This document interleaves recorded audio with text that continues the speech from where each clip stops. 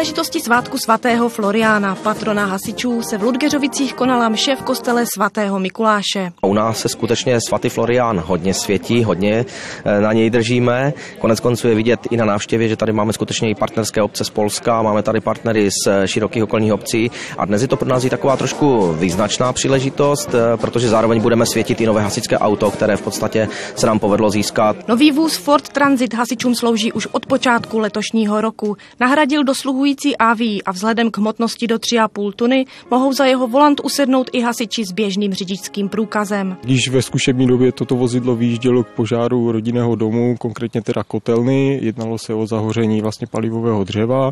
A toto vozidlo je vlastně určené především k technickým zásahům, to znamená je až druhosledové po naší cisterně.